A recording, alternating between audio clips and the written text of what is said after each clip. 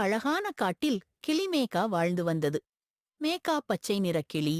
அவள் எப்போதும் அமைதியாகத்தான் இருப்பாள். எதையும் சொல்லாமல் பறந்து பறந்து வண்ண வானத்தை ரசிப்பதே அவளுக்குப் பிடிக்கும்.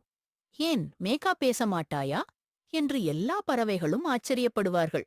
ஆனால் மேகா யாருக்கும் ஒரு வார்த்தை கூட கூறமாட்டாள். ஒரு நாள் மேகா கருப்பு வெள்ளை முயலை பார்த்தாள். அவள் பெயர் பொம்மி.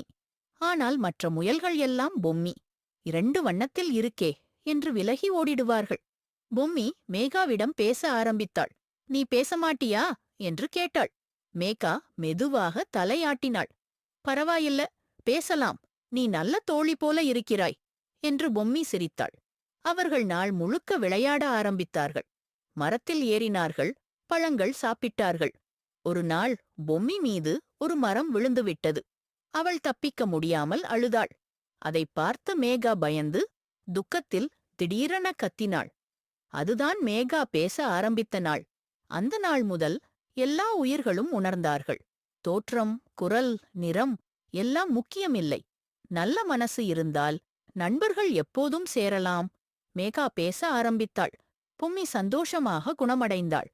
கற்றல்: யார் வித்தியாசமாக இருந்தாலும் அன்பாக நட்பாக நடந்தால் எல்லோரும் நல்ல நண்பர்களா இருக்க முடியும். வீடியோக்கு லைக் பண்ணுங்க, சப்ஸ்கிரைப் பண்ணுங்க, பக்கத்தில் உள்ள பெல் பட்டனா கிளிக் பண்ணுங்க.